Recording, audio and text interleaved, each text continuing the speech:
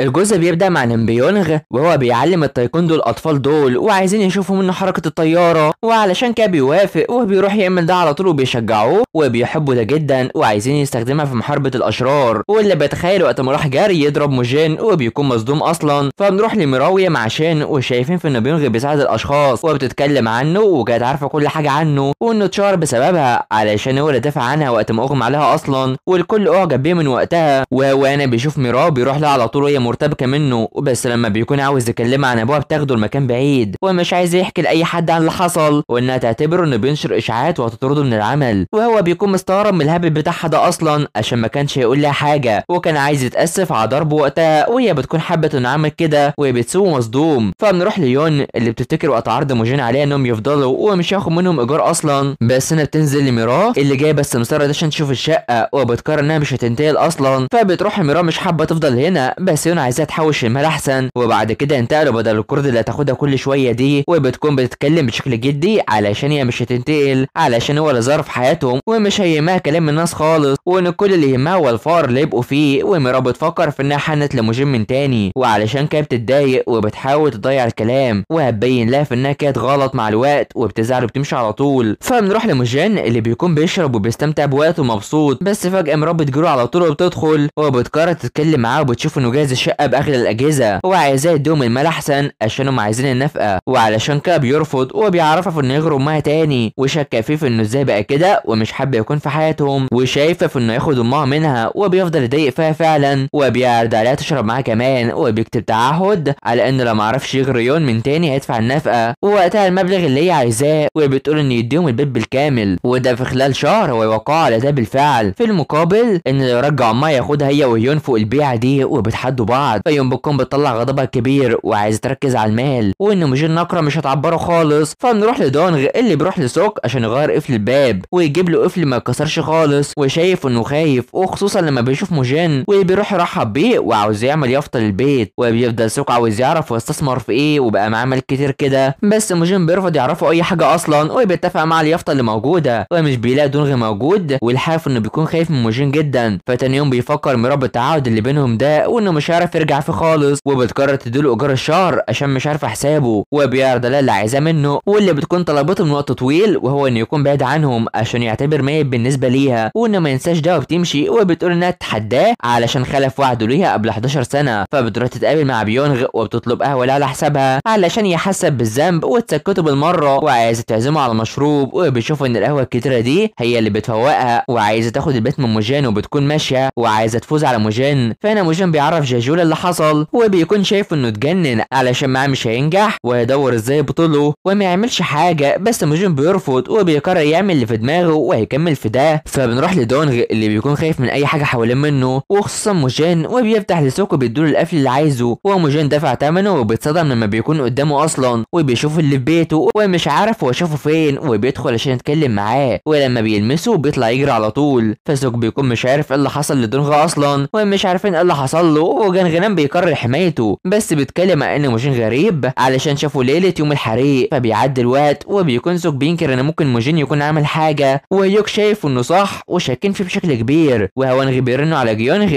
اللي بتقول انها سمعت صوت شاب وبيفكروا في انه ممكن يكون موجين وبيترعبوا، وكل واحد بيفضل يقول على اللي شافه وان موجين بيتمرن بشكل كبير وعلى وشم على دراعه ومش عارف ازاي يعمل كده في العمر ده اصلا. وهوانغ بتقول عن اللي شافته وقت ما كانت ماشيه وشافته طالع من مقر الشرطه وراح لمطعم، وسوك بيقول في ان مطعم طعمه حلو اصلا، وبيجي دور هيوك اللي شافه على السطح انه واقف وبيولع في حاجه وشافه وقتها وكان مرتبك جدا وبيشوف انه اتخلص من الدليل اللي معاه ومعاه عيدان الكبريت دي اللي استعملها ولقاها في الحريق وما فيش غيره استخدمها، وبيخوفهم كتير وبيفكروا في ان هو سايب الحريق وقتل المالك وبيترعبوا. وفجاه يوم بتيجي وبيرتبكوا كتير وبيعملوا في انهم بيشربوا على طول وعلشان كده بتمشي، وهيوك بيتكلم عليها وعلى طلاقها معاه وبيفكروا في انها بتعيش مع مجرم وبيتكلموا عليها علشان لازم يلاقوا دليل الاول. فبيعدي الوقت وبيلاقي ان موجين بعت يون اصلا بالهدايا المختلفه وبيكونوا خايفين جدا من ده، في حين ان بيروح ليون وبيعطي لها طعام وبيكون بيحاول يتقرب منها وبيتغزل في جمالها وهي طبعا بتتصدم وبيحاول يقربها منه، فبتعرفوا انه لسه كبير زي ما هو اصلا وانها مش عايشه معاه بسببه بل بسبب المال وبترفضه وبتمشي على طول. فبنروح ننتهي اجتماع ميرا وبارك اللي بيمشي، ومن هنا بتشوف بيونغ مع يون مدير المكان وبتتصدم منه اصلا وانه وانهم ليهم علاقه ببعض، وعلشان كده بيشدوا هما الاتنين قبل ما حد يشوفها، وبيكونوا مصدومين من بعض هما الاتنين ومش عارفين يبرروا لها اللي حصل. ولما بيجي يتكلم معاها بتمشي على طول. فبنروح لبيونغ اللي ابوه بيرن عليه وعاوزه يمشي من وظيفه الامن دي، وهو يدور ورا ميرا اصلا. فبنروح ليون اللي بعت جونغ دي موموجين، ولما بتشوفه بتكون بتحاول تتقرب منه اساسا، وبيكون يون حابب ده وبيمشي معاه، وهو نغ معجبه جدا بيه. فبيروح ياكله في المطعم اللي شايف ان الاعمال اللي هنا بتنجح على طول، ومش فاكر اللي كان بيحصل زمان وهو صغير، وان امه واخته كانوا بيشتغلوا زمان، وانهم اكيد بيعنده، وبيعرف منهم ما كانوا عايشين ازاي، وعاوز يشتري فاكهه غاليه ويوزعها على كل الجيران، وعاوز يوريهم هويته العظيمه. وبالفعل بيمشي معاه، والشخص ده بيقابله وعاوز ان يون يجي وياكل عنده، وبيكون مرتبك وشايف انه لسه ملك المطعم، خصوصا انه وقت ما كان عنده حاول يتحرش بامه واستغل ظروفهم، وده بيضايق موجين جدا. فبيعدي الوقت وجونغ بتقابل موجين وبيطمنوا على بعض، بس هي بتزعل وبتدخل. فبنروح لميرال اللي اصحابها بيتكلموا عن انها شافت ابن يون ولا لا، بس هي بتمشي على طول، وشين وبارك بيتكلموا عليها وبيفكروا في ان اكيد ابنه بيشتغل في الشركه دي. فبتروح بيكون مستنيها وبيروح ياكلوا، وبتعرفوا في انها مش عايزه تعرف حاجه عن الحقيقه علشان هي مش مهتميه ومهتميه بعملها بس، وان هما الاتنين عارفين اسرار بعض كده، وبكده هما مرتاحين هما الاتنين وبياكلوا. فبيخلصوا وناويين يتفقوا ويفضلوا كده رغم ان عندها فضول، وكل واحد بيمشي. فبتوصل وبتكون جابت ترابيزه جديده وبتشوف الاجهزه دي كلها اللي موموجين وناويين يرجعوها اصلا، وميرا بتشوف انه بيحاول يتقرب منهم، بس وسط ما بيركبوا وهي مش بتعرف، وبينجحوا في الاخر في ده، وبيروحوا يشربوا على طول، وبيخططوا يعملوا ايه هما تعبانين. فبيعدي اليوم على تجمع كل السكان وخايفين من هديه موجين، وبيشوفوا نتخانق واكيد هو مجرم، وشايفين في ان حياتهم في خطر، وميرا بتشوف ده اصلا. فوانغ بتروح ليها وبتواجهها في ان موجين هو اللي ولع النار في البيت، وبتصدمها. وموجين بيكون موجود وبيتقابل مع بيونغ وبتاسف ليه بسبب اللي حصل، بس بيروح يدافع عن يون، وعشان كده تفضل تزعق. ومن هنا ميرا بتيجي وبتدافع عن امها، وبتعرفها ان ده مش ابوها وشخص غريب، وبتفتكر نفس اللي حصل زمان وهي مش طايقه موجين، وبتمشي على طول، وبتروح تتاسف للمدير على اللي حصل ده. فبيروح وبتنكر ان موجين هو اللي عمل كده، وميرا عايزاه يبعد عنهم ومش عايزه اي حاجه تانية. فبيروح يشرب من الحزن وبيفتكر ان ميرا مش عايزاه وشايفاه ميت اصلا، بس نهيون بيجيله بجهاز الصدق وبيلاقي كل كلامه صح، وبيتصدم وعاوز يعرف هويته. فيوم بتشوف ان الكل بيتكلم على اللي حصل، وفجاه موجين بيرن عليها وبيطلب مسامحتها علشان محدش هيلومها بعد كده، وبيروح لقسم الشرطه وان جه بخصوص الحريق. فيوك بيكون متابعه على طول واللي بيمشيه، وعلشان كده بيروح ليوك وهو خايف جدا وبيقرر يجمعهم، وهيوم بيعرف ميراب ده وبتتصدم، فبيجمعهم وبيعرفهم باللي حصل. ولما بيطلع الكبير بيخافوا جدا، وبيقول كل حاجه حصلت، وانه حاول يقنع الراجل بشراء البيت، وده بسبب يون طبعا، وكان المفروض يساله هو مش حد تاني. وعلشان كده سوكو الباقي بيعتذروا ليه، وبيقرر يعزم الكل على الشراب، وبيفرحوا طبعا. فبيبعت لميراب يعرفها انه مش هيمشي، وبيصدمها، وكلهم بيحتفلوا بيه اصلا وبيفرح جدا. فبيكون موجين راح للراجل اللي بيضايق امه ده، وسط ما بيكون بيتحرش بالستات وبيضرب فيه وبيهدده. والجزء بيخلص على هنا، فما تنسوش اللايك والاشتراك في القناه وتفعيل الجرس حلوين علشان يوصلكوا الجزء الجاي. تابعونا، سلام.